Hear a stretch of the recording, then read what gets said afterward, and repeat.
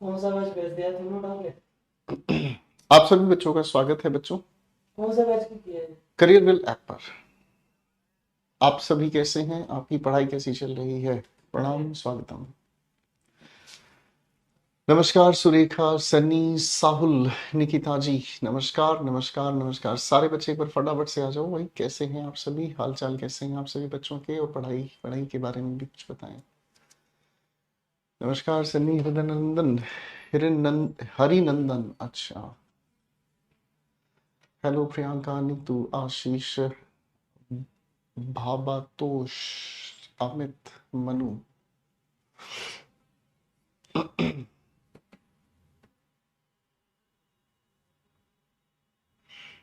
ठीक है, love you Verma sir. चलिए बच्चों, तो आइए आज हम लोग अपनी मॉडल एक्सिलरीज की बातचीत को आगे बढ़ाने का काम करते हैं। और मॉडल एक्सिलरीज में हम लोगों को जो चीज पढ़नी है, अब हम लोग मॉडल एक्सिलरीज में एक नया कॉन्सेप्ट पढ़ रहे हैं जिसमें हम बताने का काम करेंगे नेसेसिटी, एडवाइस, सजेशन और ऑब्लिगेशन। ठीक है, जब हम इन चारों की बात करते हैं तो इनके लिए हम अलग अलग मॉडल एक्सिलरीज की बात करेंगे। ठीक है जी, फाइन। हम अलग अलग मॉडल एक्सिलरीज की इनको लेकर बातचीत करेंगे और अलग अलग मॉडल एक्सिलरीज किस तरीके से हम लोगों को एडवाइस, सजेशन, ऑब्लिगेशन और किसी भी ड्यूटी को बताने में मदद करती हैं।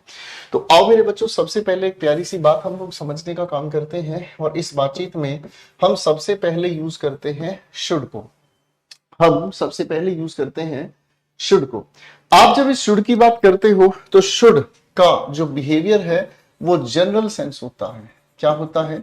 General sense. अब जनरल सेंस का मतलब होता है आप किसी भी इंसान को साधारण तरीके से सलाह देते हैं। आप किसी भी इंसान को साधारण तरीके से सलाह देते हैं तो ये सजेशन जब साधारण तरीके से है तो इसका मतलब समझ में आता है नॉट सो इम्पोर्टेंट, ये इतना ज्यादा जरूरी नहीं होता। कोई इस बात को मान ले तो ठीक, कोई इंसान इस बात को ना माने तो ठीक। ठीक है जी, कोई इस बात को माने तो ठीक, कोई इस बात को ना माने तो ठीक। इस चीज को हम कहते हैं क्या चीज? शुड के साथ। नॉट सो इंपॉर्टेंट, इग्नोर करना चाहे इग्नोर कर सकते हैं। मस्ट की लेकिन अगर हम बात करते हैं तो मस्ट हमारे लिए ज्यादा जरूरी बनता है। मस्ट हमारे लिए ज्यादा जरूरी बनता है and that is why we call it more important. ठीक है जी, हम इसे कहते हैं क्या चीज बच्चों? More important. ये बहुत ज्यादा जरूरी हो जाता है और मोर इंपॉर्टेंट होने का मतलब समझ में आता है it can not be avoided. It can not be avoided, इसको चाहकर भी अवॉइड नहीं किया जा सकता। इसको चाहकर भी अवॉइड नहीं किया जा सकता, बहुत ज्यादा जरूरी है। और ऐसी जरूरत की अगर हम बात करें तो इसके अंदर स्पीकर्स कंसर्न भी जुड़ा हुआ होता है। इसके अंदर स्पीकर्स कंसर्न भी जुड़ा होता है, यानी कि बोलने वाले की गरज इसमें जुड़ी हुई होती है। बोलने वाले इंसान का जरूरत या बोलने वाले इंसान का चिंता इसमें आपको दिखाई देती है। ठीक है बच्चों, इसके बाद आती है एक मॉडल एक्सिलरी जिसे हम कहते हैं हैव टू। ठीक है, ये मार्जिनल मॉडल एक्सिलरी के नाम से भी जानी जाती है। हैव टू की अगर हम बात करते हैं तो इसके लिए हम ऐसी व्यवस्था देखते हैं कि इसके अंदर जुड़ा होता है बाहरी दबाव। बाहरी दबाव को हम एक्सटर्नल फोर्स कहते हैं। क्या कहते हैं बाहरी दबाव को मेरे बच्चों? External force. यानी कि जो काम आप करना चाहे ना करना चाहे लेकिन आपको वैसा करना पड़ता है और इसको ऐसा करने की वजह क्या है? कोई भी डिसिप्लिन या रूल। ठीक है ना, यानी कि किसी भी डिसिप्लिन या नियम की वजह से आपको कोई भी काम करना पड़ जाता है। ठीक है भाई, इसके बाद आती है इसी की पास्ट फॉर्म जिसे हम कहते हैं हेड टू। और जब हम हेड टू की बात करते हैं तो ये पास्ट होता है किस चीज का? हैव टू का। अंडरस्टूड है? ठीक है बच्चों, और इसके बाद एक मॉडल एक्सिलरी और मैंने आपके सामने लिखी, इसको जरा पढ़कर सुना दो। एक मॉडल एक्सिलरी और मैंने आप सभी के सामने लिखी बच्चों, एक बार जरा इस मॉडल एक्सिलरी को पढ़कर सुना दो। बेटा आप लोगों की क्लास ठीक चल रही है? ठीक से दिखाई दे रहा है? ठीक से सुनाई दे रहा है? ये जो शब्द लिखा है मॉडल एक्सिलरी, ठीक है, एक बार मेरे बच्चों इसको पढ़कर सुनाओ जरा। हाँ हाँ, शाबाश, बहुत अच्छी कोशिश, वेरी गुड। इस मॉडल एक्सिलरी को जब हम बोलते हैं तो इसे आर्ट टू बोला जाता है। कैसे बोला जाता है इसे? इसे बोला जाता है आर्ट टू। कोई बच्चे इसे गलत ना पढ़े, कई बार लोग इसे गलत पढ़ लेते हैं और कहते हैं आउट टू, गलत तरीका है। आप इसे सही तरीके से बोलने का काम करें तो इसकी जो प्रोनाउंसिएशन है, इसका उच्चारण है आउट टू। ठीक है बच्चों, जब हम इसकी बात कर रहे हैं तो इसका मतलब होता है किसी भी चीज को सामाजिक या नैतिक वजह से, सामाजिक या नैतिकता की वजह से करना पड़ता है, सोशली या मोरली रिक्वायर्ड। ठीक है जी, सोशली या मोरली रिक्वायर्ड, यानी कि जिसको सामाजिक या नैतिक वजह से मानना पड़ता है। ठीक है, सामाजिक या नैतिक वजह से मानना पड़ता है।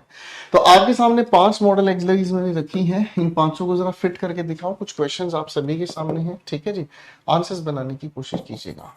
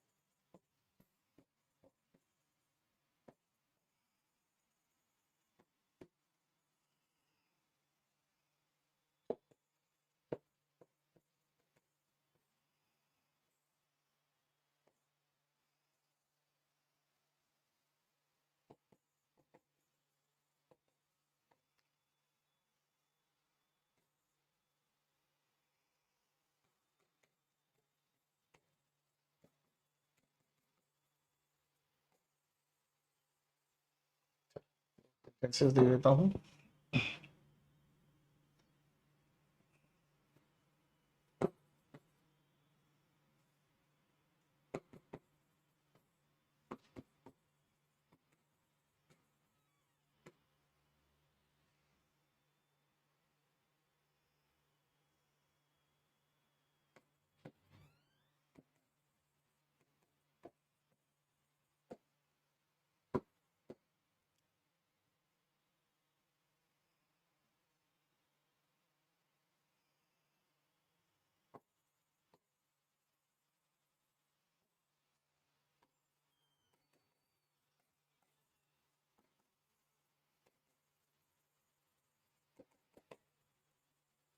चलो बेटा, 8 क्वेश्चन दिए हैं, अपने आंसर्स बनाकर दिखाओ। चलो भाई,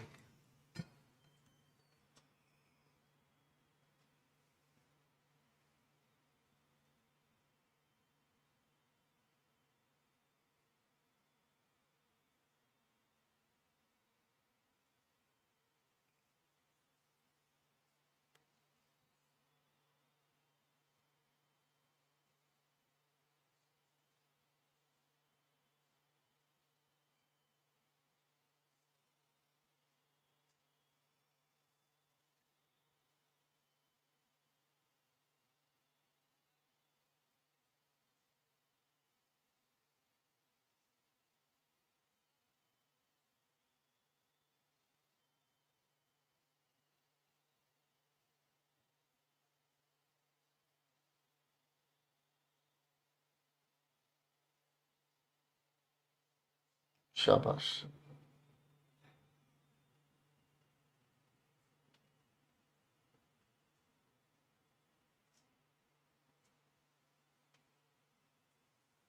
ग्रेट।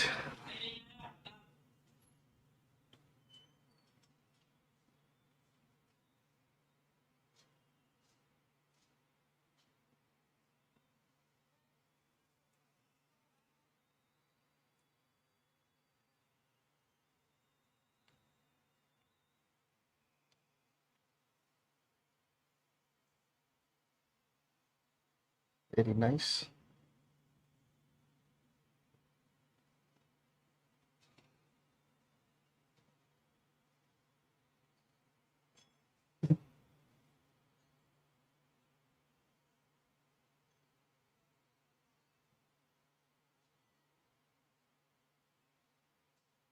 Very nice.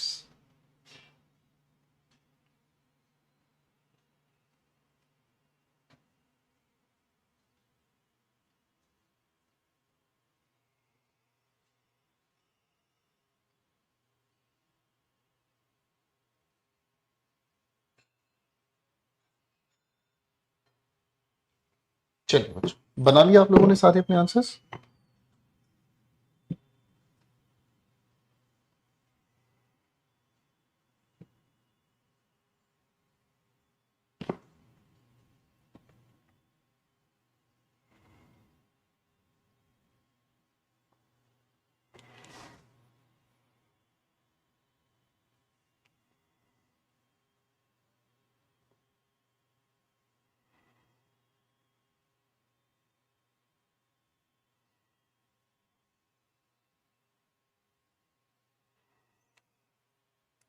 चलो बेटा, अच्छा तो डिस्कस करना शुरू करते हैं। देखो एक एक करके क्वेश्चंस के आंसर्स बनाने शुरू करते हैं। बना लिए ना बच्चों आप लोगों ने?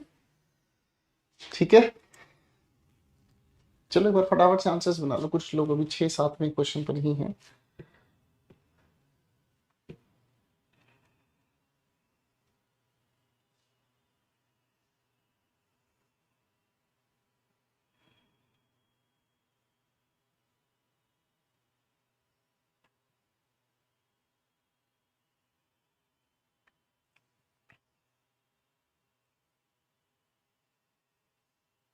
शाबाश।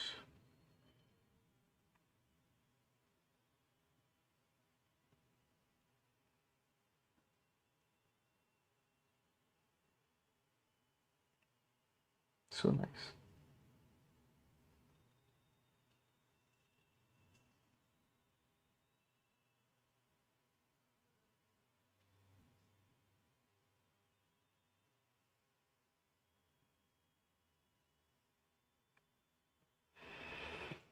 देखो बेटे, अब हर एक आंसर को ध्यान से समझने का काम करते हैं। क्वेश्चन 1 कहता है, Rahul you look ill today, you consult a doctor. कोई भी इंसान अगर बीमार दिख रहा है तो भाई उसके लिए सेहत सबसे ज्यादा जरूरी है और इसको अवॉइड नहीं किया जा सकता। बात आ गई, इसी की वजह से हम लोगों ने मस्ट यहां लिखने का काम किया।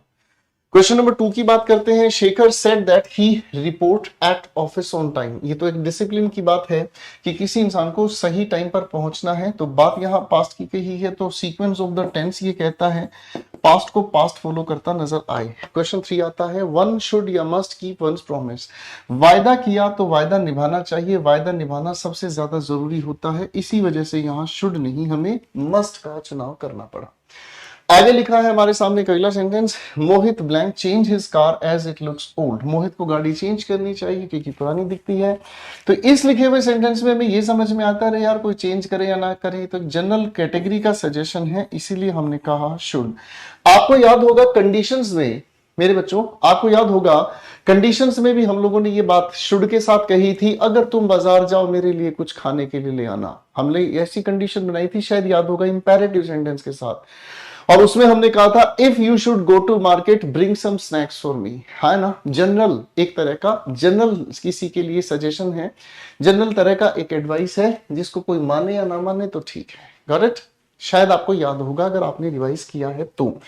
क्वेश्चन 5 कहता है we blank wear a helmet else the police ticket us. देखो बच्चों, यहां से यहां तक तो हमें ये समझ में आ गया कि पुलिस हमारा टिकट काटेगा, इसका मतलब पुलिस हमारा चालान करेगा अगर हम हेलमेट नहीं पहने। तो यहां से यहां तक तो हमारे पास स्ट्रोंग पॉसिबिलिटी बताई गई है, इसलिए मे का यूज किया गया, है ना। ठीक है बच्चों, और इसी की वजह से हमारे सामने यहां लिखा हुआ ये जो सेंटेंस है, इसी बात की वजह से ये लिखा हुआ सेंटेंस अपने आप में एक नियम का काम कर रहा है। इसीलिए हम लोगों को यहां पर लिखना पड़ेगा क्या चीज, हैव टू।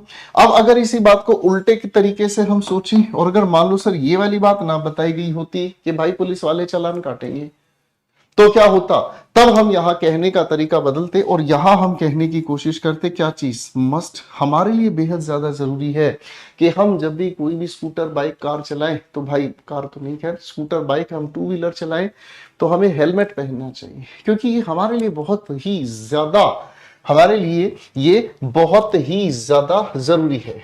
ठीक है बच्चों, आप ये बात समझते हैं कि भाई हमारे लिए हमारे शरीर को बचाने के लिए हेलमेट बहुत हमारे लिए जरूरी है, सिर्फ बात अगर इतनी कही होती तो। ठीक है बेटे, क्वेश्चन 6 पर और लिखा है we blank respect our elders, हमें अपने बड़े बुजुर्गों की रिस्पेक्ट करनी चाहिए। अब इस पॉइंट ऑफ व्यू को अगर हम समझते हैं तो ये तो नैतिकता की बात है। क्या है बच्चों, ये तो एक नैतिकता की बात है कि हमें अपने बड़े बुजुर्गों की क्या करनी चाहिए भाई, रिस्पेक्ट करनी चाहिए। क्लास ठीक चल रही है भाई पंजाब वाले, है जी? क्लास ठीक चल रही है कि नहीं चल रही है? हमें तो बिल्कुल ठीक नजर आ रही है। ठीक है, अगले क्वेश्चन पर आ जाओ भाई। क्वेश्चन 7 कहता है you blank pay the bill by this week. अब भाई किसी भी चीज का अगर बिल आता है, किसी भी चीज का अगर बिल आता है तो बिल भरना तो नियम का काम है, इसीलिए हम लोगों को सिर्फ और सिर्फ एक ही चीज लिखनी है, हैव टू। ठीक है, फाइन। आगे बात अगर हम समझने का काम करते हैं तो everyone blank abide by the traffic rules, हर किसी को ट्रैफिक रूल्स मानने चाहिए, है ना। अब यहां पर समाज का नियम काम कर गया, सामाजिक रूप से हमें ये नियम पालन करना चाहिए, इसलिए हम लोगों को यहां पर ऑट टू कहना है। यहां पर ऑट टू क्यों नहीं आ सकता भाई साहब, हमारा सिर है, हेलमेट नहीं पहनेंगे हमारा सिर फूट जाएगा, जिंदगी मौत बन जाएगी। ये समाज की जिम्मेदारी नहीं, ये तो मेरी अपनी जिम्मेदारी कि भाई मैं हेलमेट पहन के चलूंगा तो अपनी जिंदगी को बचा लूंगा। ठीक है भाई, क्लियर है बच्चों? चलिए कहानी को थोड़ा आगे बढ़ाते हैं मेरे बच्चे। अब एक प्यारी सी कहानी और समझने का काम करते हैं। एक बहुत ही प्यारा सा शब्द मैंने आप सभी के सामने लिखा, जरा पढ़कर सुनाए जरा मेरे प्यारे शिकारियों। ये मैंने आपके सामने क्या लिखा,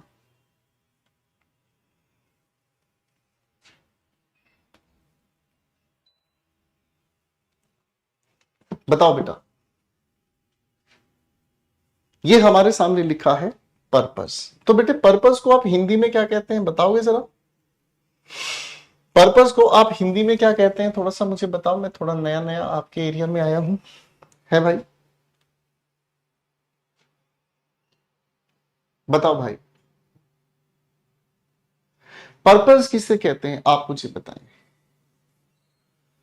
शाबाश, हिंदी बता दी है भाई गजब बालकों ने, और हिंदी में कह दिया है कि देखो जो पर्पस है उसका मतलब होता है उद्देश्य। चलो अब दो चार आपके सामने ना मैं सेंटेंस बोलूंगा और आप उसमें मुझे बताना पर्पस क्या है, ठीक है ना। फाइन, मैं फिर आपके सामने बड़े ध्यान से समझने का कोशिश करना, ठीक है ना।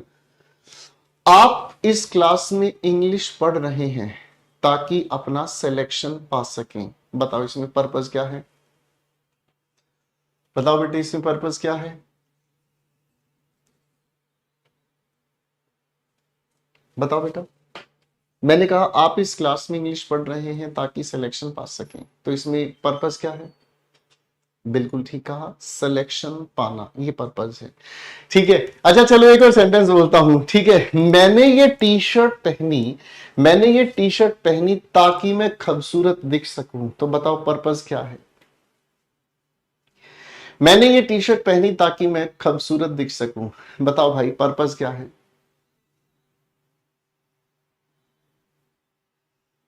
खूबसूरत नहीं, खूबसूरत, फील के साथ बोलिए ना ससुरा, मजा आएगा, खब सूरत, ठीक है। हाँ भाई, मैंने टी शर्ट पहनी ताकि मैं खूबसूरत दिख सकूं, है ना, तो पर्पस क्या है। ठीक है, खूबसूरत दिखना, यही हुआ भाई, है ना। तो बात मजे मजे में ये समझ में आई, बात मजे मजे में ये समझ में आई कि जब भी हम किसी इंसान के सामने किसी भी बातचीत का पर्पस बताने की कोशिश करते हैं तो पर्पस हम बताते हैं बाद में, पर्पस से पहले हम बताने का काम करते हैं क्या चीज, एक्शन। पर्पस हम बताने का काम करते हैं बाद में, लेकिन पर्पस से पहले हम बताने का काम करते हैं क्या चीज, एक्शन। ठीक है। अब मेरे बच्चों को ये चीज समझ में आई कि एक्शन और पर्पस, जब तक इन दोनों को आपस में जोड़ने की बात ना करी जाए, जब तक इनको आपस में जोड़ने की बात ना करी जाए, तब तक बात अधूरी है सनम, है ना। और इन दोनों को जोड़ने के लिए भाई पहले दिन की क्लास में बताया गया था, जो जोड़ने का काम करता है दोस्तों, मैंने कहा जो जोड़ने का काम करता है उसे हम कंजंक्शन कहते हैं, है ना। ठीक है, देखो जी, दूल्हे दुल्हन की शादी फिक्स कराने वाला होता है बिचौलिया, और दो अलग अलग शब्दों को आपस में जोड़ने वाला होता है कंजंक्शन। ठीक है, दूल्हे दुल्हन के रिश्ते को पैच कराने वाला होता है बिचौलिया, है ना। कल को तुम्हारा रिश्ता लेकर कोई कहीं जाएगा, या आपके घर पर आपके लिए कोई रिश्ता लेकर आएगा, तो इस रिश्ते वाले को तो कहते हैं बिचौलिया। अब यही सोच लो भाई साहब, ये आपका कौन है, आपका कंजंक्शन है। ठीक है, अब इन दोनों चीजों को जब हम आपस में जोड़ते हैं भाई जी, तो इन दोनों चीजों को आपस में जोड़ने वाला सबसे पहला एक प्यारा सा शब्द है, पढ़कर देखो जरा क्या लिखा, सो दैट। ठीक है जी, क्या लिखा है भाई, ध्यान से समझो, सो दैट। अब हम इस सो दैट के खेल को थोड़ा सा समझने का काम करते हैं कि एक्शन अगर हमारे सामने लिखा हुआ हो प्रेजेंट में, तो सो दैट के बाद हम लिखते हैं सब्जेक्ट, और प्रेजेंट की वजह से एक मॉडल एक्सिलरी हम इसके साथ जोड़ते हैं, क्या भाई जी, मे को जोड़ते हैं। ठीक है, और अगर हमारे सामने यही एक्शन लिखा हुआ नजर आए किस में, पास्ट में, तो हम मे को नहीं, हम लोग यूज करते हैं किसको, माइट को। ठीक है भाई, किसको यूज करते हैं बेटे, माइट को। फाइन, फूफा जी, चलो भाई फूफा जी रिश्ता लेकर आ रहे हैं। चलो इस बात को समझने के लिए छोटे छोटे प्यारे प्यारे सेंटेंसेस लिख रहा हूं मैं। मैंने सबसे पहले लिखा नेहा वर्क्स हार्ड। भाई मैं नेहा का मजाक उड़ाता हूँ, मुझे ये नाम बहुत प्यारा लगता है, ठीक है ना, कोई अपने दिल पे लेके बुरा ना माने, ठीक है, क्योंकि इसको पढ़ते ही मुझे बड़ी खुशी महसूस होती है, मेरे दिल में गुदगुदी मचती है। ठीक है, Neha works hard so that she will qualify the exam. बेटे सेंटेंस में कोनो दिक्कत फिक्कत को ठीक करना चाहो तो करके बता दो जरा।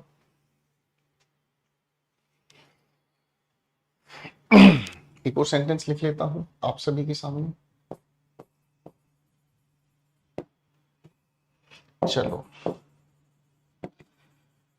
करिश्मा कपूर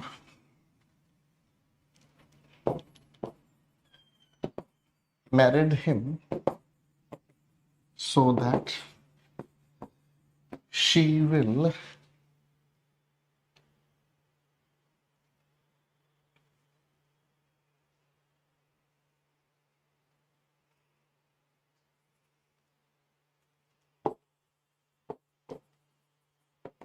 ठीक है, सेंटेंसेस खूबसूरत आ रहे हैं भाई साहब। ठीक है भाई,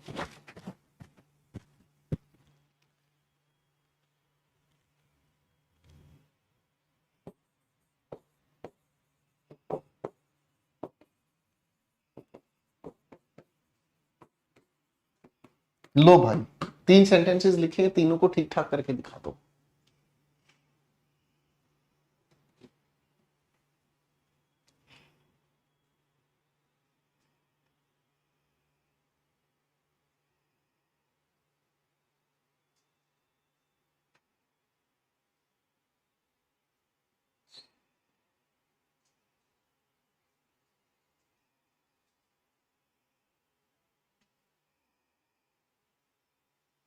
शाबाश,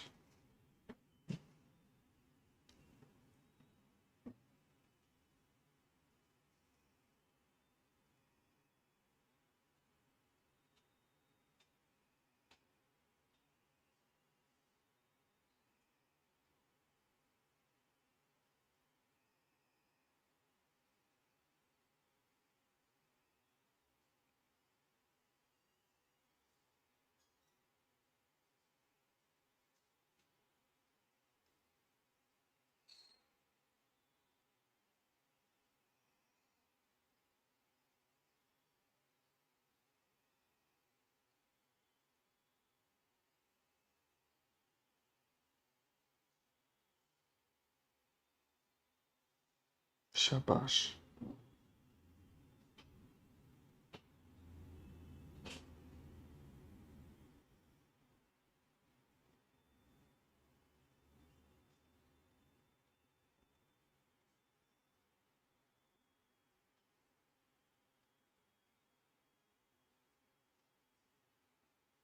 शाबाश शाबाश शाबाश। आओ भाई, अब इन तीनों सेंटेंसेस को आपने ठीक किया। पहला सेंटेंस हमारे सामने लिखा है नेहा वर्क्स हार्ड। आपके सामने प्रेजेंट का कोई भी टेंस हो सकता है। सो दैट के बाद हम बताने का काम करते हैं प्रेजेंट की वजह से किसके साथ। हम लोग विल का नहीं जिक्र करेंगे, हम लोग जिक्र करेंगे किसका, मॉडल एक्सिलरी मे का। नेक्स्ट सेंटेंस की अगर हम बात कर रहे हैं तो लिखा है Karishma Kapoor married him so that she will love him. भाई यहां पर हमने देखा एक्शन पास्ट का है, तो इस विल को हटाकर हम लोगों को लिखना पड़ा किस टेंस को, माइंड को। ठीक है भाई, अब इस सेंटेंस में गड़बड़ हो गई है। इस सेंटेंस में गड़बड़ हो गई है। ठीक है, अब इस लिखे हुए सेंटेंस में क्या गड़बड़ हुई है, we live so that we can eat. अरे भाई साहब, हम जीते हैं ताकि खा सके। अरे उल्टा बोल दिया, पर्पस की जगह एक्शन और एक्शन की जगह पर्पस बोल दिया। हकीकत क्या होनी चाहिए, हम खाते हैं, we eat so that we, और उसके बाद हमें लिखना होगा मे, और उसके बाद हमें लिखना होगा लिव। तो पॉइंट ये है कि पहले हमें एक्शन बताना है, खाने का एक्शन है, पर्पस क्या है, ताकि हम जिंदा रह सकें। जिंदा रहने के लिए तेरी कसम। ठीक है भाई, बात समझ में आ गया बेटा। अब आओ अगली बात को समझते हैं। इसी एक्शन और पर्पस को बताने के लिए हम लोग कभी कभी अपने सेंटेंसेस में इस सो दैट की जगह एक और शब्द का प्रयोग करते हैं, और वो प्यारा सा शब्द क्या है, सारे बच्चे एक बार पढ़कर देखो। ठीक है, सारे के सारे बच्चे एक, चलो इसको खूबसूरत लिख देते हैं, मजा आए ताकि। हाँ भाई देखो जरा ध्यान से, क्या शब्द लिखा है बेटे, पढ़कर देखो जरा ध्यान से। ध्यान से पढ़कर देखो भाई क्या लिखा है। शाबाश, इसे हम कहते हैं लेस्ट। क्या लिखा है, लेस्ट। लेस्ट पढ़ना है बेटा। लेस्ट को अगर हम समझने का काम करें तो लेस्ट का मीनिंग क्या होता है, लेस्ट का मीनिंग होता है कहीं ऐसा ना हो। क्या मीनिंग लिखा बेटा मैंने, ध्यान से देखो, खूबसूरत। हाँ भाई, लेस्ट का मीनिंग क्या लिखा बच्चों, बताओ जरा।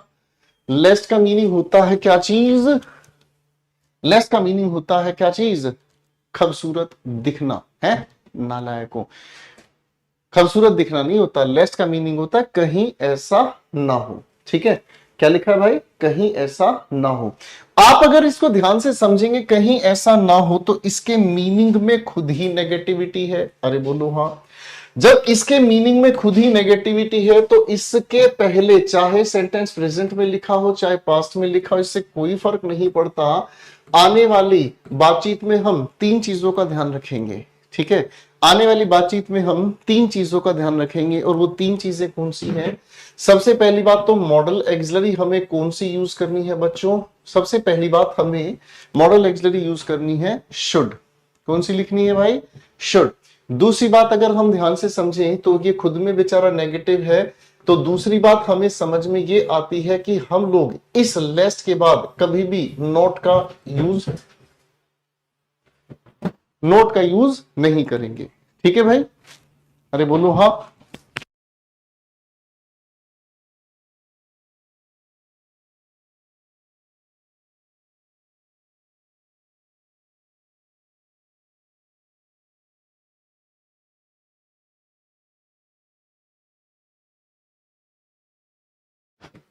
आओ बेटे आगे समझने का काम करते हैं इसका तीसरा पॉइंट। और तीसरा पॉइंट क्या कहता है, ध्यान से समझने की कोशिश। और तीसरी बात हमें समझ में आती है नेगेटिव सेंस, यानी कि जिसका मीनिंग नेगेटिव निकले, नेगेटिव सेंस वाली वर्ब या नेगेटिव सेंस वाला कोई भी वर्ड। तीन चीजों का हमें ध्यान रखना है। नेगेटिव सेंस वाला कोई भी वर्ब वाक्य में प्रयोग करें या नेगेटिव सेंस वाला कोई भी वर्ड हम यूज करें। ठीक है बच्चों, ओके। अब इन तीनों की तीनों चीजों के हिसाब से हम इन लिखे हुए सेंटेंसेस में थोड़ा सा एक्सपेरिमेंट करेंगे। इस लिखे हुए पहले सेंटेंस में नेहा वर्क्स हार्ड, लेस्ट हम लोगों ने यहां लिखा। अब इस लेस्ट के बाद हमें क्या चेंज करना है जी बच्चों, सबसे पहले आप क्या लिखवाएंगे, शी लिखवाएंगे। मे को हटाकर लेस्ट की वजह से क्या लिखवाएंगे, ठीक है। सेंटेंस के अंदर नोट लिखने की जरूरत है ही नहीं, वो हटा रखा है। और जो ये लिखी हमारे सामने वर्ब है, इसको हम नेगेटिव बनाएंगे, तो क्वालिफाई का नेगेटिव बनाने के लिए डिसक्वालीफाई हमने बना दिया, और आगे हम लोगों ने लिख दिया क्या चीज, द एग्जाम। हाँ जी बाबू जी, बात समझ में आई कि नहीं? हाँ जी भाई जी, गुड़गांव वाले शिकारी, बात समझ में आ गई बेटे? अब अगर बात समझ में आ गई तो फटाफट से इन दोनों के दोनों सेंटेंसेस को जरा लेस्ट से बनाकर दिखाएं। करिश्मा कपूर मैरिड हिम, और सो दैट को हटाकर आपने लिख दिया लेस्ट। आगे क्या होगा बताना है, ठीक है? और इसी तरीके से इस लिखे हुए सेंटेंस को मैंने लिखा वी ईट लेस्ट, आगे क्या लिखना है, तू ही ये मुझको बता दे। बनाओ भाई, फटाफट से बनाओ।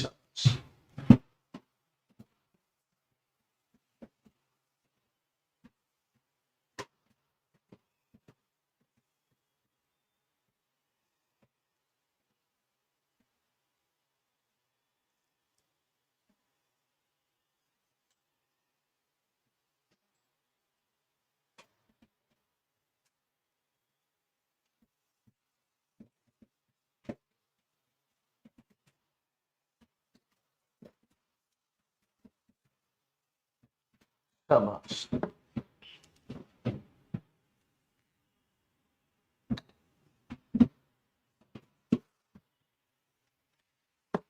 आ जाओ बेटा, अब इनके आंसर्स को हम लोग मिलके वेरीफाई करते हैं। हम लोगों ने लिखा करिश्मा कपूर मैरिड हिम लेस्ट, आगे हम लोगों ने लिखा शी, ठीक है? माइट की जगह हम लोगों ने लिखा क्या चीज, शुड।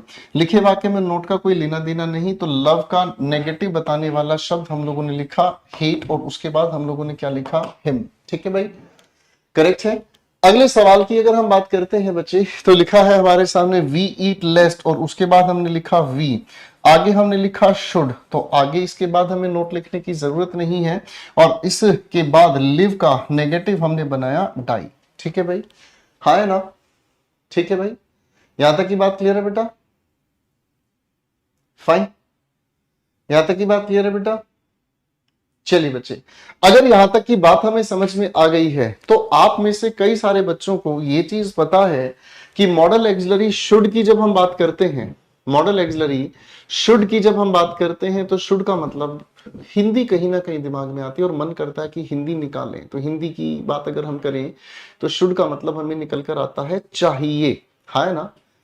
शुड का मतलब हमें समझ में आया, चाहिए। तो इस हिसाब से अगर हम समझने का काम करें, we eat lest we should die, ये तो हमें ससुरा जे समझ आ रहा है कि हमें मर जाना चाहिए। अबे हम काहे मरे भाई? अगर साला हम मर गए हैं तो हमारा मेहरारू को प्यार कौन करेगा? है भाई, अगर ससुर हम मर गए तो भाई हमारा मेहरारू को प्यार कौन करेगा? ये तो बहुत बड़ी समस्या है ना?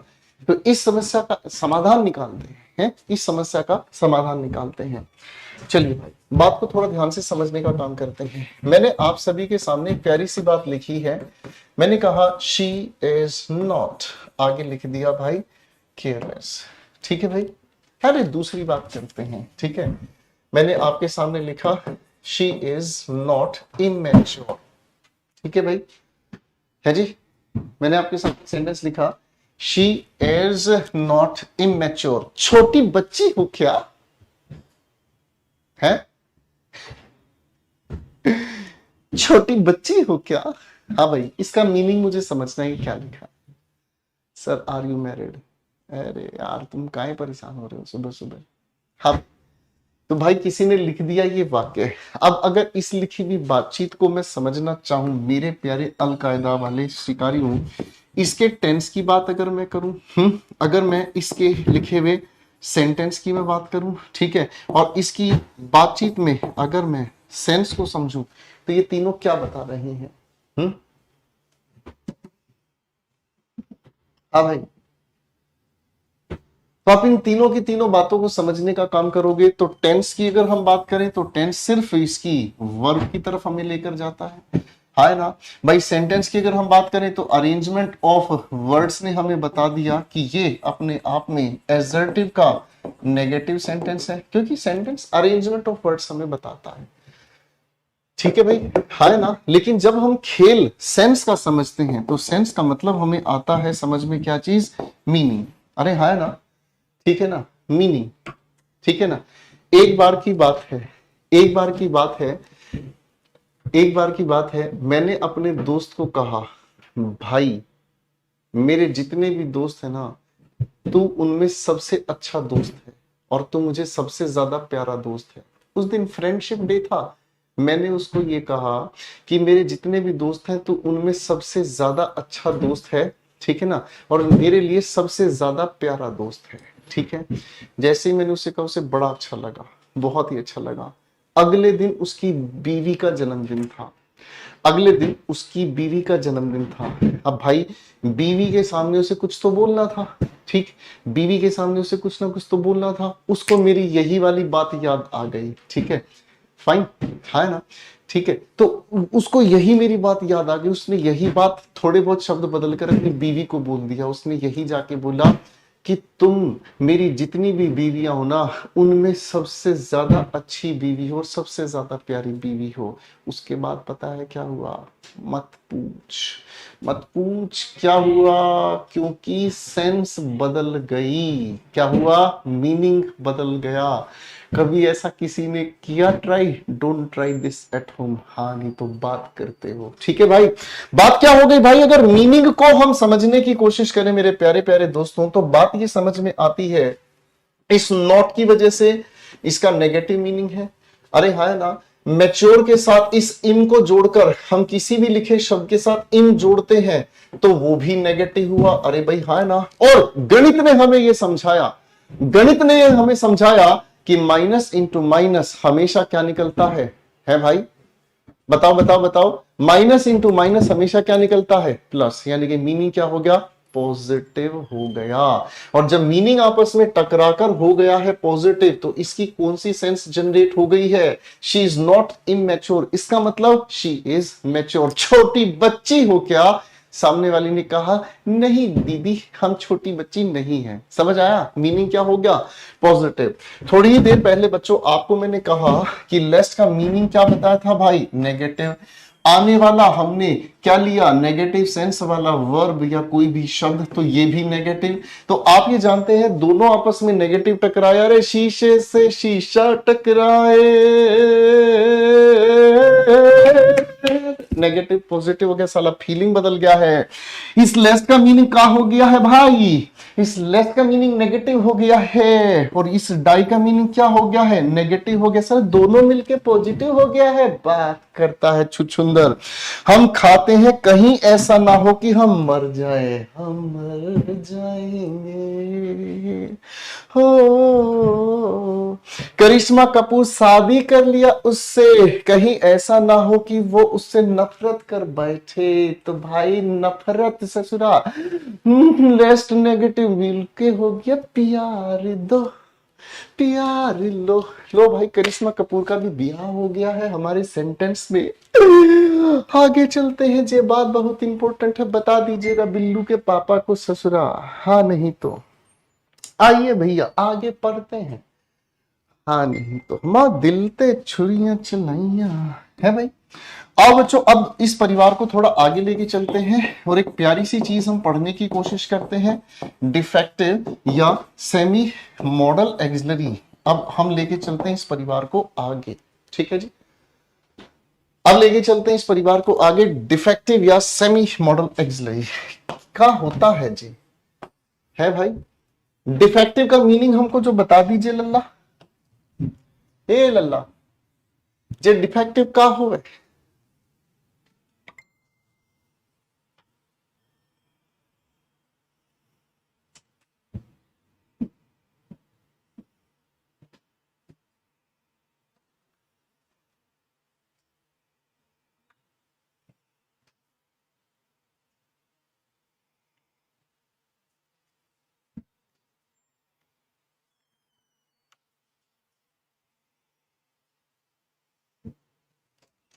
चलिए बच्चों, क्लियर है, बात समझ में आ गई। अब डिफेक्टिव का मतलब क्या होता है? आप कोई भी शर्ट खरीदते हो, आप कोई भी शर्ट खरीदते हो तो शर्ट खरीदने से पहले आप क्या कहते हैं? है जी, और मॉडल एक्सरी की जगह मॉडल लिख दिया। ये सल हम धूर्त हो गया है, जब हमसे गड़बड़ हो गया। अरे बाबा चलो हमारा कीबोर्ड आ जाए एक बार। ए चट्टोपाध्याय जी, ए चट्टोपाध्याय जी, ये ससुर नखरे कर रहा है। आओ सीधे अंदर आओ राजा। राजा हो गया ससुर गुस्से में, तो हम इस राजा का ना थोड़ा बैंड बजा देते हैं, ठीक है।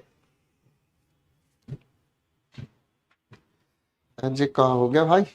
अब आएगा ना, मोजा हो गया। ले भाई, अब ठीक हो गया है। हम दिल फेंक के मारते भी ठीक हो जाता। दिल चीज तुझे दे दी, दे दी। आज हम साला रोमांटिक हो गया तगड़े वाला। आज हम रोमांटिक हो गया तगड़े वाला। आज लगता है आज की फांसी करना पड़ेगा, जाना पड़ेगा कहीं। किसी को दिल लगा लिया है मैंने तुमसे प्यार करके। तो डिफेक्टिव किसे कहते हैं भाई? अच्छा, रानू मंडल वाला तो वो कभी कभी आप जानते हैं ना, लिखते लिखते हो गया है, ऐसा हो जाता है हमारे साथ। हाँ नहीं तो बात करते। अच्छा इंसान है बहुत, हमको ट्रस्ट कीजिएगा।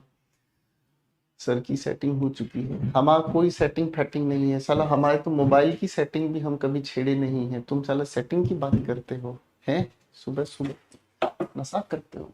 चलिए भाई, अब अगर हम इनको समझने का काम करें बेटा, तो डिफेक्टिव का मतलब हमें समझ में आता है यानी कि जिसमें कोई कमी हो, ठीक है।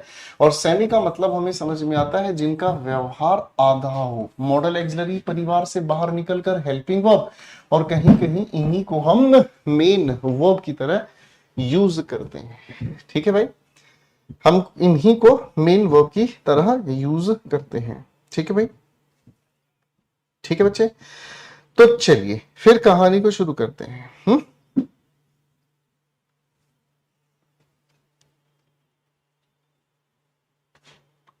आओ बच्चों, प्यारी प्यारी बात को समझने का काम करते हैं। देखो बच्चों, हमारे इस परिवार में दो शब्द हैं जो हमारे काम आएंगे। एक जिसे हम कहते हैं नीड, और एक जिसे हम कहते हैं डेयर। पहले हम इन्हीं के मीनिंग को समझ लेते हैं, फिर इनके एप्लीकेशंस पर घुमा कर लाएंगे आपको, ठीक है। थैंक यू धर्मेंद्र भाई। अब नीड की अगर हम बात करते हैं तो नीड का मतलब होता है टू रिक्वायर समवन या फिर समथिंग।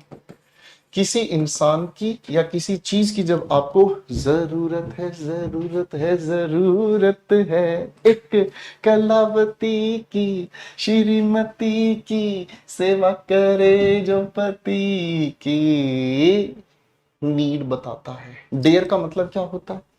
डेयर का मतलब क्या होता है? जब आप किसी इंसान से पूछना चाहते हो, क्या तुम्हारे अंदर हिम्मत है? क्या तुम्हारे अंदर हिम्मत है? अगर हिम्मत है तो मेरी लाश पे से गुजरना होगा। आप कहते हैं भाई साहब लाश वाश पे से हम नहीं गुजरेंगे, हमारे अंदर हिम्मत है, हम थोड़ा सा लंबा रेडियस काट के भी निकल सकते हैं, ठीक है। हाँ नहीं तो इसका मतलब होता है टू हैव कोरेज। कोरेज का मतलब साहस, हिम्मत, ठीक है भाई। हाँ है ना। अबे तुम बार बार नेहा का नाम मत लो भाई, ससुर सारे मेरे मन से ले रहे हैं। नेहा से, नेहा से, नालायक कहीं के। हम बता देंगे, कल अपनी मम्मी को बुला लाएंगे। हाँ नहीं तो क्लास में कि ये हमको ससुर चिढ़ाते हैं नाम लेके। नहीं, हा हा हा। अब आओ बच्चों, कहानी को समझने की कोशिश करते हैं, ठीक है जी। तो पहले हम समझने का काम करते हैं इनके डिफेक्ट को, ठीक है मेरे बच्चों। पहले हम समझने का काम करते हैं इसमें डिफेक्ट को। डिफेक्ट क्या करता है, ठीक है, ध्यान से समझना भाई। पहला नियम ये कहता है कि अगर इस नीड या डेयर को, पहला नियम ये कहता है कि हम अगर इस नीड या डेयर को यूज करते हैं किस तरह से, एक हेल्पिंग वर्ब की तरह से। किस तरह से यूज करते हैं? एक हेल्पिंग वर्ब की तरह से। तो सेंटेंस के दो रूप हो सकते हैं। एक सेंटेंस का रूप हो गया भाई पॉजिटिव, ठीक है, और एक सेंटेंस का रूप हो गया भाई नेगेटिव या इंटेरोगेटिव, ठीक है। दो रूप इसके हमारे सामने आ जाते हैं, ठीक है जी, है ना? ठीक है भाई। बालिका कह रहा है बुला लो मम्मी को, हम उनको कह देंगे शादी करवा दो। हमारी मम्मी नहीं रही, ठीक है, तो अब हमारी मम्मी नहीं रही, अब मम्मी गॉड के पास है, ठीक है। चलिए, तो पॉजिटिव सेंटेंस जब हमारे सामने लिखा हुआ होता है बेटा, तो हम आने वाली जो भी इसके बाद वर्ब है, हम उसके बाद हमेशा टू और फर्स्ट फॉर्म एक साथ जोड़ने की कोशिश करते हैं, ठीक है। हम इसके साथ टू और फर्स्ट फॉर्म ऑफ वर्ब को एक साथ जोड़ने का काम करते हैं, ठीक है भाई। ये एक बात हो गई हमारे सामने, फाइन।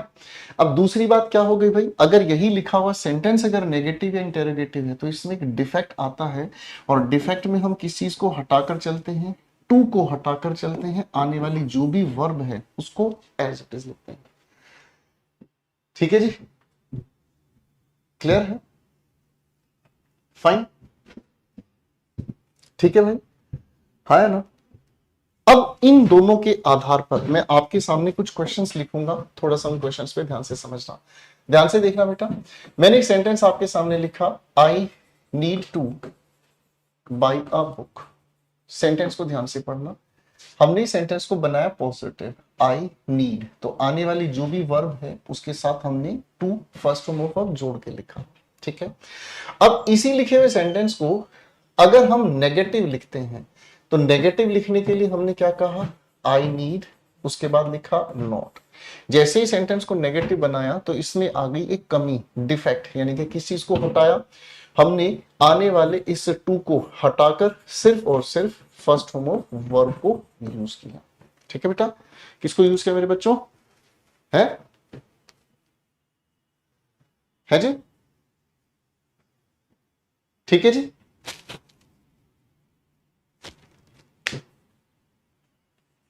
शाबाश अंकित बेटे, बहुत अच्छे, शाबाश अंकित भाई। इसी लिखे हुए सेंटेंस का क्लोज एंडेड सेंटेंस अगर हम बनाएं तो क्या लिखेंगे? नीड आई, उसके बाद हमने लिखा बाई आ, ठीक है भाई, फाइन, ठीक है भाई, क्लियर है, हाँ है ना। चलो अब इसी का एक और एग्जांपल लिखते हैं। जैसे अगर मान लीजिए हम कहते हैं हाउ डेयर यू, एक हमारे सामने लिखा टच, एक हमारे सामने लिखा टू टच माई बुक्स। कौन सा ऑप्शन चुनेंगे भाई इसमें, बताओ जरा।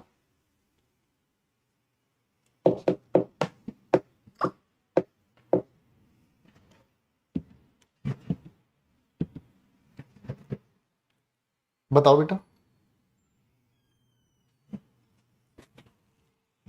लिखे हुए सेंटेंस में बताओ जरा क्या करेक्शन करोगे। शाबाश। तो इस लिखे हुए सेंटेंस की अगर हम बात करते हैं तो इस लिखे हुए सेंटेंस में क्वेश्चन वर्ड, ये लिखा हमारे सामने हेल्पिंग वर्ब, आगे लिखा ये सब्जेक्ट। अब अगर इसको हम हेल्पिंग वर्ब की तरह यूज करते हैं, सेंटेंस इंटेरोगेटिव है, तो डिफेक्ट की वजह से हम लोगों को क्या यूज करना हुआ? सिर्फ और सिर्फ फर्स्ट फॉर्म ऑफ वर्ब, ठीक है, ठीक है बेटा, ये हम लोगों ने यूज किया, क्लियर है, फाइन। चलो एक और सेंटेंस लिख लेते हैं। मैं आपके सामने एक सेंटेंस और लिख लेता हूं चीजों को समझाने के लिए। मैंने सेंटेंस लिखा रवि डेयर नॉट, आगे से हमने कहा से टू से एनीथिंग। बताओ भाई क्या मार्क करेंगे, बताओ बेटा क्या मार्क करेंगे?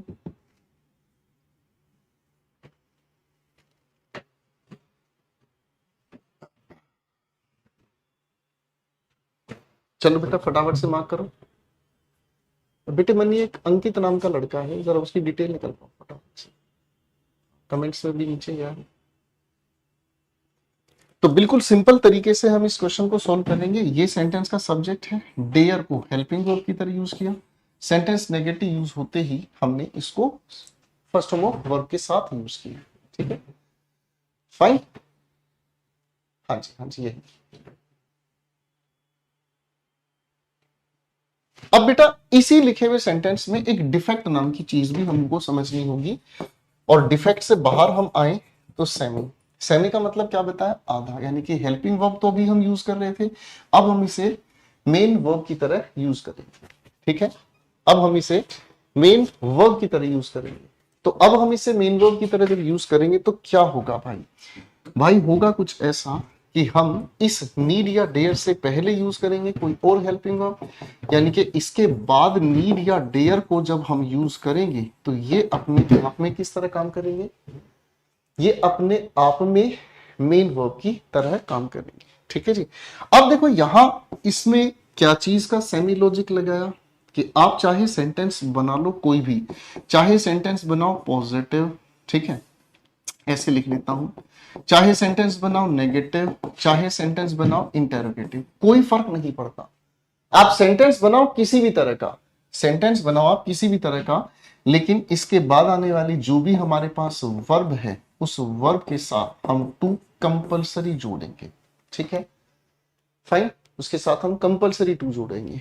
आखिर ऐसा क्यों होता है, आखिर ऐसा क्यों होता है, इस सारे के सारे खेल की जो वजह है वो हम लोगों को एक टॉपिक में समझ में आती है जिसे हम वर्ब एडवांस कहते हैं, जिसमें हम फाइनाइट और नॉन फाइनाइट वर्ब के परिवार से, जिसमें हम फाइनाइट और नॉन फाइनाइट वर्ब के परिवार से मिलते हैं। ठीक है, अब मेरे बच्चों इस कहानी को समझने का काम, मान लो इस ऊपर वाले ही सेंटेंस को मैं लिखता हूं आप सभी के सामने, आई डू नॉट नीड, तो आगे हम लोगों ने लिखना है क्या चीज, बताओ भाई क्या आंसर बनाओगे इस सेंटेंस के अंदर, बताओ बेटे इसके अंदर क्या आप करेक्शन करेंगे। मान लो अगर एक छोटा सा सेंटेंस और लिखता हूं मैं, हु विल देयर,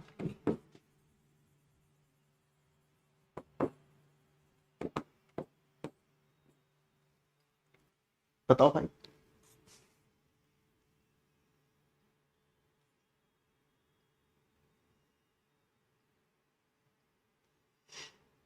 तो दोनों सेंटेंसेस में सेमी का लॉजिक लगाकर आप सेंटेंस को फ्रेम करेंगे, और सेमी का लॉजिक लगाकर क्या करेंगे, यहां इस लिखी हुई नीड से पहले हमें अगर लिखी मिलती है कोई और हेल्पिंग वर्ब, तो हम इस नीड के बाद सेंटेंस कैसा भी हो हम उसके साथ टू लगाकर चलेंगे। ठीक है, वजह है, और इसकी जो वजह है वो मेरे बच्चों हम लोगों को पता चलती है जब हम एक टॉपिक पढ़ेंगे आपके साथ मिलकर, that is called verb advance. ठीक है,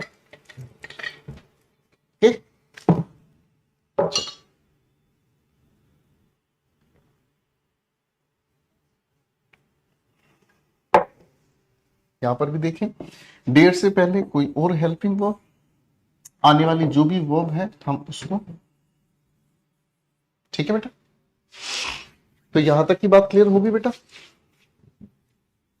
ठीक है बच्चों, यहां तक की बात क्लियर है, तो कहानी को थोड़ा सा और आगे बढ़ाते हैं।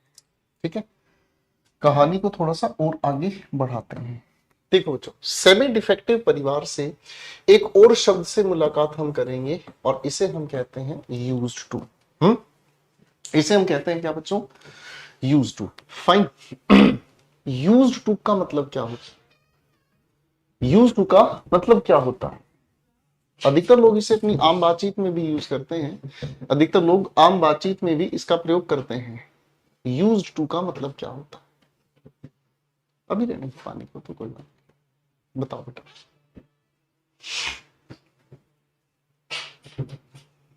बिल्कुल ठीक कहा, यूज्ड टू को अधिकतर लोग कहते हैं आदत होती है। ठीक है, अब इस आदत की कहानी को समझते हैं।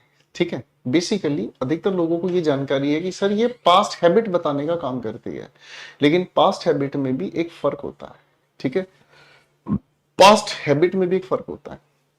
मैं आपके सामने दो वाक्य बोलूंगा, ध्यान से समझने का काम करें।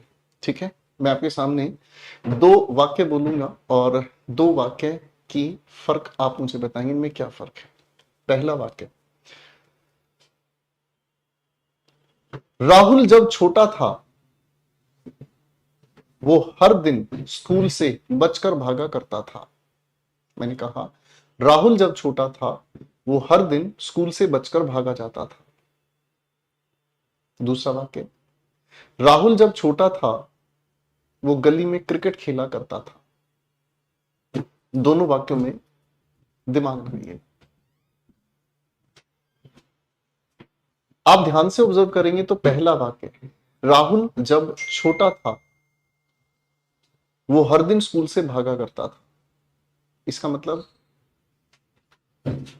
अब स्कूल रहा नहीं तो स्कूल से भाग नहीं सकता, यानी कि ये पास्ट की हैबिट पास्ट में ही खत्म हो गई। एक ऐसी आदत जो पास्ट में थी पास्ट तक ही सीमित, अब उसका प्रेजेंट से कोई लेना देना नहीं। दूसरा वाक्य मैंने कहा राहुल जब छोटा था तो वो गली में क्रिकेट खेला करता था। क्या पता आज गली में फिर से क्रिकेट खेलने लगे जाए, है कि नहीं। कई बार आपके साथ भी ऐसा नहीं होता कि गली मोहल्ले में बच्चे क्रिकेट खेल रहे होते हैं, आप भी कहते ला दिखाना जरा बैट एक दो शॉट, आप भी खेलना चाहते हैं, है कि नहीं। तो बच्चों इस यूज्ड टू के दो रूप हो गए, है ना, और इस दोनों के दोनों रूप ने हमें बताने का काम किया पास्ट हैबिट के बारे में।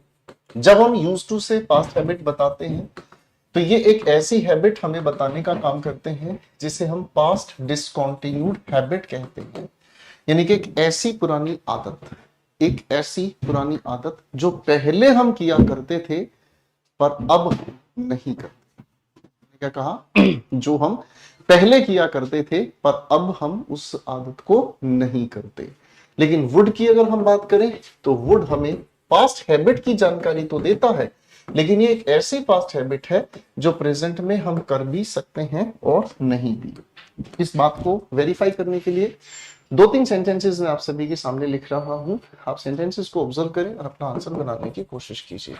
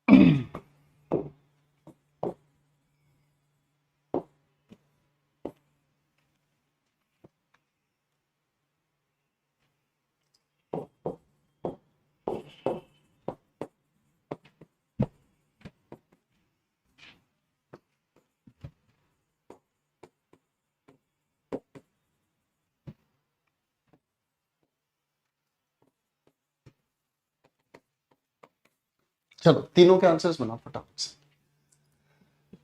तीनों के आंसर्स बनाओ फटाफट से।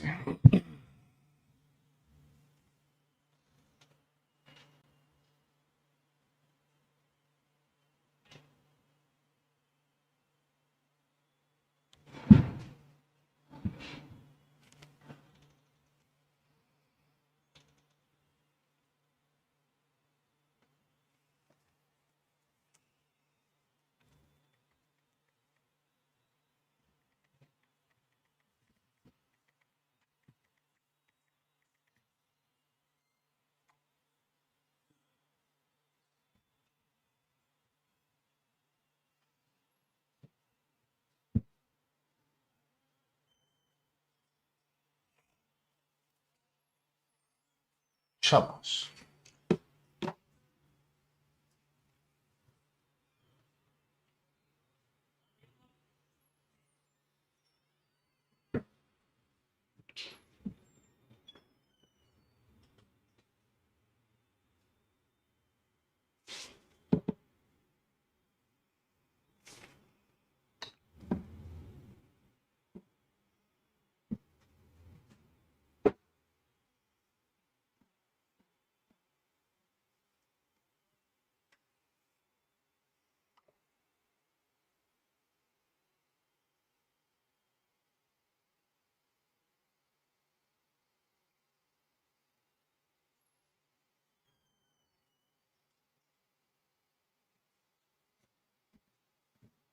शाबाश।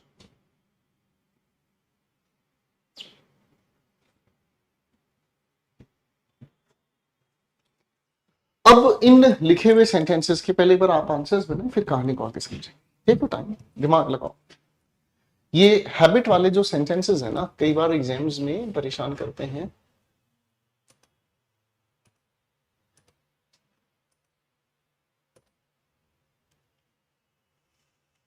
शाबाश। अब आपने जो आंसर्स बनाए हैं, इन आंसर्स को थोड़ा वेरीफाई करते हैं। क्या कहता है answer? Look at this one please. When he was young he walk here but now he does not. ठीक है, अब इस लिखे हुए सेंटेंस में बिल्कुल क्लियर मेंशन किया है कि अब वो यहाँ काम नहीं करता, तो उसकी यहाँ पर से अब डिसकंटिन्यूटी हो गई, इसीलिए आपने कहा he used to work here. अगर वहां वो नहीं लिखा होता तो हम यहाँ पर शायद वुड कहकर भी काम चला देते। ठीक है, next sentence, when she was in college she Singh beautiful songs. जब वो कॉलेज में थी अच्छे अच्छे गाने गाया करती थी। अब आप एक बात बताओ ना यार, गाना तो वो आज भी गा सकती है, गाना ना गाने का क्या तर्क है? गाना तो कोई किसी भी एज में गा सकता है, पुरानी आदत है। हाँ ना, जैसे आप लोगों के साथ भी कई बार होता है कि आपके घर पर पापा की आदत होती है खाना खाने के बाद अक्सर गुड़ मांग लेते हैं, है ना, मीठा कुछ भी खाने के लिए मांग लेते हैं, है कि नहीं? पापा की अक्सर आदत है। ठीक है, पुरानी आदत है, आज भी मांगते हैं। तो वुड का आप यहाँ यूज कर सकते हैं। Sareen blank eat a lot of sweets before she became diabetic. अब सारे लोगों को पता है कि डायबिटिक शुगर पेशेंट को कहा जाता है, जिस रोगी को क्या है, शुगर, मधुमेह होता है। तो ऐसे इंसान के लिए शुगर खाना या शुगर से बनी चीजें खाना तो वो पर वर्जित हो जाता है, यानी कि पास्ट की डिसकंटिन्यूड हैबिट कहकर ही हम इस चीज को फारिग करते हैं। यहां तक की बात क्लियर है बेटा? ठीक है, अब आओ भाई एक कदम आगे बढ़ते हैं, चीजों को ध्यान से समझते हैं। एक छोटी सी बात रह जाती है, इसको भी समझते हैं। ठीक है, मैं आप सभी के सामने एक सेंटेंस लिखूंगा और इस लिखे हुए सेंटेंस में सारे बच्चे मेरे साथ मिलकर एक एक्सपेरिमेंट करेंगे। ठीक है ना? और सेंटेंस मैंने आप सभी के सामने लिखा, he used to smoke a lot. मैंने आप सभी के सामने एक सेंटेंस लिखा। ठीक है, मैंने आप सभी के सामने एक सेंटेंस लिखा, he used to smoke a lot। अब इसमें एक्सपेरिमेंट क्या करना है मेरे भाई? इस लिखे हुए सेंटेंस का नेगेटिव सेंटेंस आपको बनाना है। ठीक है, इस लिखे हुए सेंटेंस का आपको नेगेटिव सेंटेंस बनाना है। इसका नेगेटिव क्या बनेगा? चलिए, मदद के लिए मैं कुछ ऑप्शंस भी आप सभी के सामने लिख रहा हूं। पहला option, he used to not smoke a lot। Option number 2, he not used to smoke a lot। Option 3, he used not to smoke a lot। He used to smoke not a lot।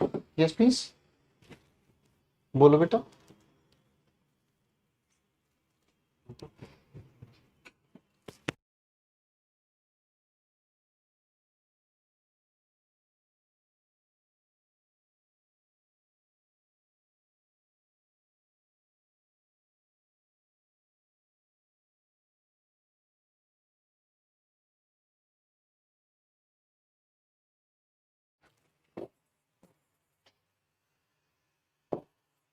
बेटे इन sentences को negative बनाना है आपको, ठीक है ना? दिमाग लगाओ।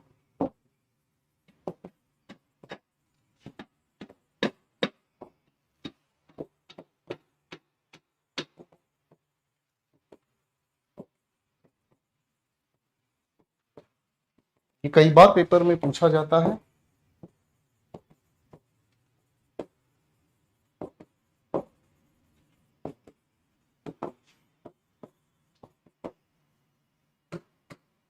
चलिए,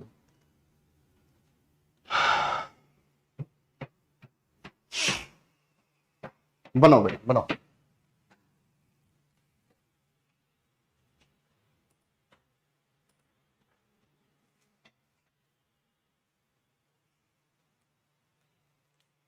बनाओ, लगाओ दिमाग।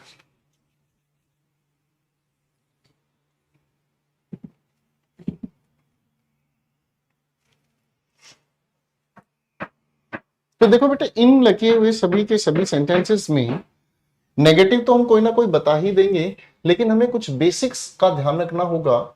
सबसे पहली बात तो ये कि जब भी हम कोई सेंटेंस लिखा हुआ देखते हैं तो टू और फर्स्ट फॉर्म ऑफ वर्ब, मैंने कहा टू और फर्स्ट फॉर्म ऑफ वर्ब दोनों एक दूसरे के हमें पास चाहिए। टू और फर्स्ट फॉर्म ऑफ वर्ब एक दूसरे के पास चाहिए, पहली बात तो ये। दूसरी बात हम लोगों को पता है, दूसरी बात हम लोगों को यह पता है कि जब भी हम कोई सेंटेंस नेगेटिव बनाते हैं तो नॉट को हम हेल्पिंग वर्ब के नजदीक रखते हैं, ठीक है। तीसरी बात, टेंस ने हम लोगों को समझाया कि डिड के साथ हम हमेशा फर्स्ट फॉर्म ऑफ वर्ब का यूज करते हैं, ठीक है भाई।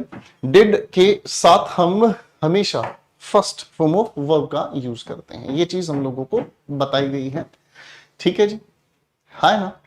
तो अब इस बातचीत को अगर हम ध्यान से समझें, यानी कि इन तीन छोटे बेसिक रूल्स को अगर हम यहां अप्लाई करें तो हमें सही ऑप्शन की तलाश आसानी से हो जाएगी। He used to not smoke, अब थोड़ी देर पहले बताया आपको टू और फर्स्ट फॉर्म ऑफ वर्ब के बीच किसी भी शब्द को हम बर्दाश्त नहीं करेंगे, ठीक है जी, क्लियर है, फाइन। क्वेश्चन 2 की बात कर लेते हैं। ही नॉट, आज तक ऐसा कुछ हुआ नहीं कि किसी हेल्पिंग वर्ब से पहले हम नेगेटिव नॉट का यूज करें, तो दूसरा ऑप्शन भी हमारा डिस्कशन से बाहर हुआ। तीसरा option, he used not to smoke a lot, helping verb के साथ हमने नॉट का यूज किया, to first form of verb के नजदीक है, यानी कि थर्ड ऑप्शन अपने आप में बेहद सही लग रहा है, ठीक है। ऑप्शन 4 की बात करें, he used to smoke not a lot, sir ऐसा नहीं होता कि नोट को आप किसी दूसरे शब्द के पास ले जाकर रख दें, ऐसा कहना बिल्कुल गलत है कि इस नोट को हम जाकर सेंटेंस के कहीं दूर रख दें या किसी दूसरे शब्द के साथ इसे रखकर इसको हम नेगेटिव बना दें, नहीं, ये गलत होगा, ठीक है बेटा, ये गलत होगा कि उल्टे सीधे शब्दों के साथ जाकर किसी शब्द को आप नेगेटिव बनाएं, ये गलत होगा। अब आती है एक अगली बात हमारे सामने क्वेश्चन 5 देखते हैं।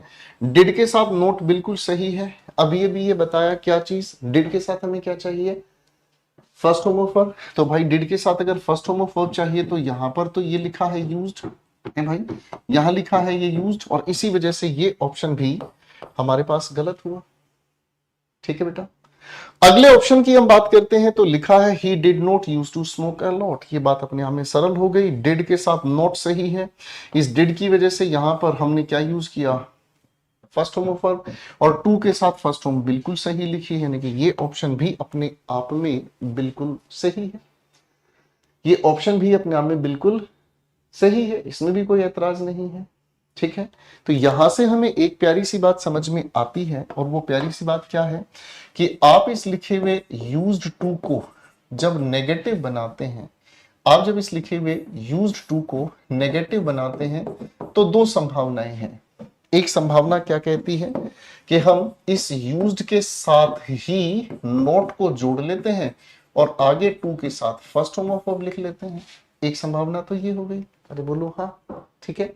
दूसरी संभावना क्या हो गई भाई, दूसरी संभावना ये हो गई कि डिड के साथ हमने नॉट लगाया, ठीक है, और इसके बाद हम लोग लिखते हैं यूज टू के साथ फर्स्ट फॉर्म ऑफ वर्ब, दो संभावनाएं हो गई, फाइन। अब आप सोचेंगे कि सर आप तो हमें सेमी डिफेक्टिव मॉडल एक्सिलरी के बारे में पढ़ा रहे थे, ये कौन सी लाइन में आ गए गुरुजी, कहानी बदल दी आपने। तो मेरे बच्चे, हम लोग बिल्कुल सही लाइन में चल रहे हैं, और ये जो हम कहानी समझ रहे हैं ना, ये जो कहानी है, ये कहानी बेसिकली सेमी के कॉन्सेप्ट को समझाने के लिए तैयार की गई है। सेमी का मतलब आधा। यहां पर इस यूज्ड टू को हम कैसे लिख रहे हैं, हेल्पिंग वर्ब की तरह से, यहां इस यूज्ड टू को हम कैसे लिख रहे हैं, मेन वर्ब की तरह से। मेरे बच्चों बात समझ में, तो कहीं हेल्पिंग वर्ब कहीं मेन वर्ब, इसी पाले को अगर हम देखते हैं, ठीक है, अगर इसी पाले को हम देखते हैं तो यही दोनों के दोनों एरियाज हमारे इस लॉजिक को समझाते हैं।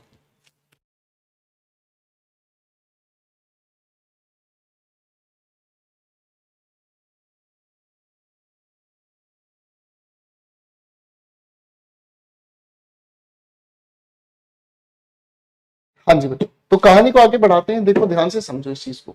हमारे सामने ये लिखे हुए सेंटेंस के अंदर सेमी का एक बहुत खूबसूरत सा लॉजिक काम करता है। बच्चों यहां तक की बात समझ में आ रही है? हाँ जी बच्चों, यहां तक की बात समझ में आ रही है?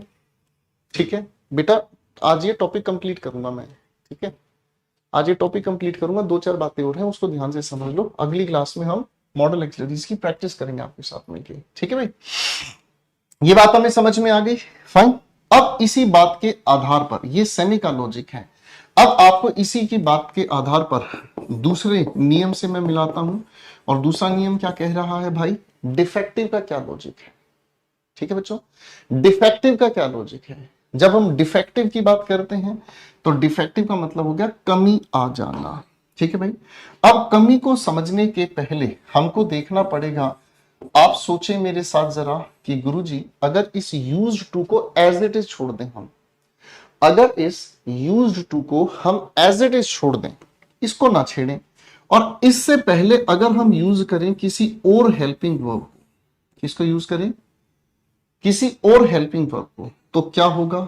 तो होगा कुछ ऐसा, इसके साथ आने वाली जो भी हमारी फर्स्ट फॉर्म ऑफ वर्ब है, उस फर्स्ट फॉर्म ऑफ वर्ब के साथ हम लोग एक कमी ला देते हैं, और वो क्या है?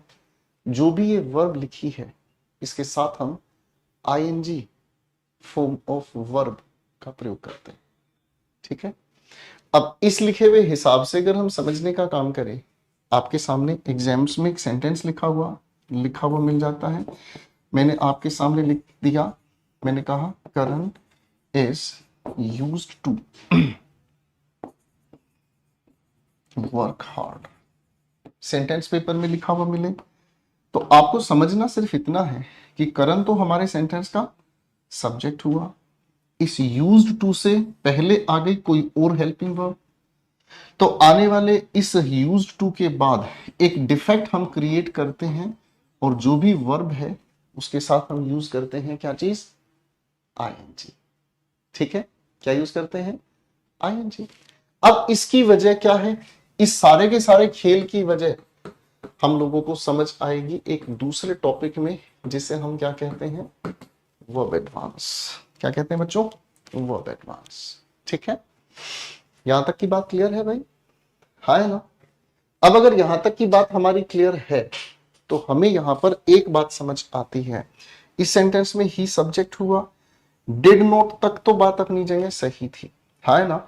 लेकिन इससे ऊपर वाले सेंटेंस में डिड आया कहां से था? इस यूज की वजह से पास्ट इंडेफिनिट आया था। बोलो हाँ, इस यूज्ड की वजह से ये पास्ट इंडेफिनिट आया था। भाई इस डिड को लाए कहां से? हम इस सेकंड फॉर्म ऑफ वर्ब से तो लेकर आए थे। अरे बोलो हाँ। अब इस लिखे हुए सेंटेंस में हमने इस यूज्ड को एज इट इज छोड़ दिया, यानी कि इस डिड का इससे कोई लेना देना नहीं, और इस यूज्ड टू के बाद लिख दिया क्या चीज? ING form of verb. तो डिड की जरूरत नहीं है, यहां जरूरत किसकी है? इज की जरूरत है। अब आप सोचेंगे सर हमारे पेपर में क्वेश्चन कैसे आ सकता है? आपके पेपर में ऐसे क्वेश्चन इस तरीके से पूछ लिए जा सकते हैं कि आपके सामने कोई भी इसमें से एक सेंटेंस लिखा हुआ मिल जाए। ठीक है, कोई भी सेंटेंस लिखा हुआ मिल जाए, सेंटेंस इंप्रूवमेंट के लिए अंडरलाइन करके दिया जा सकता है, भाई इसमें क्या इंप्रूवमेंट हो सकता है। फिल इन द ब्लैंक्स के लिए क्वेश्चन दिया जा सकता है। आपके सामने लिखे हुए सेंटेंस के अंदर इस तरीके से हिस्से बांट कर दे दिए जा सकते हैं। बताओ एरर कहां है? बच्चों बात समझ आ रही है? ठीक है, तो ये चीजें आपके एग्जाम्स में ऐसे उलझाई जाती हैं।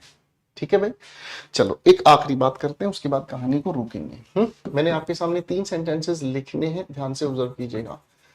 मैंने कहा ही वुड स्लीप अर्ली, पहला वाक्य। दूसरा वाक्य he used to sleep early. ठीक है, और फिर मैंने आपके सामने लिखा he is used to sleeping early. तीनों सेंटेंसेस ग्रामेटिकली सही हैं, आपको सिर्फ इनके मीनिंग का फर्क मुझे समझाना है। आपको सिर्फ मीनिंग का फर्क समझाना है। चलो भाई, ये आखिरी बात है। आज क्लास थोड़ी सी डिस्टर्ब रही, इसलिए थोड़ा सा टाइम को कवर करने की कोशिश हम कर रहे हैं।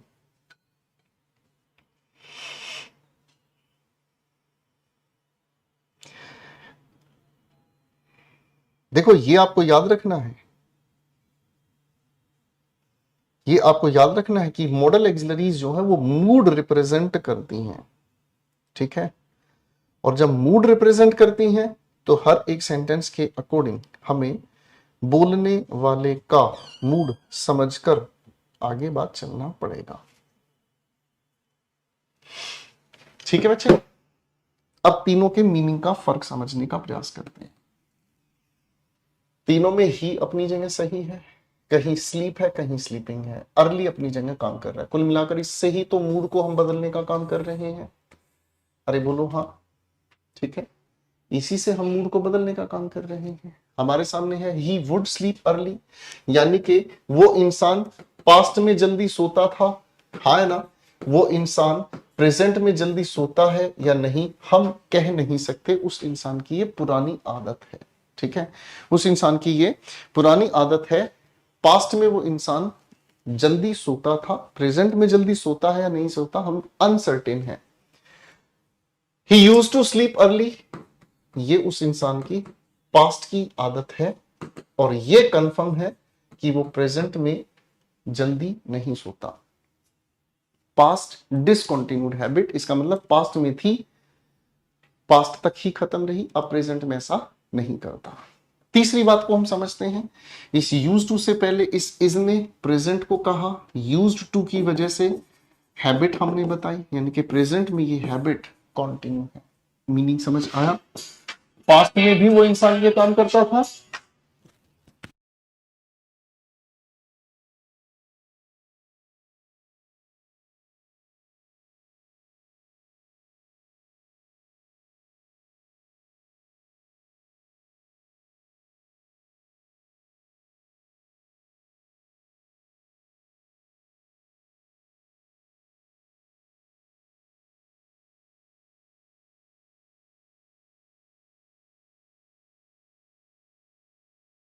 तो भाई हम लोगों को पास्ट की ये हैबिट थी और हमें ये भी पता है कि वो प्रेजेंट में करता है, ठीक है।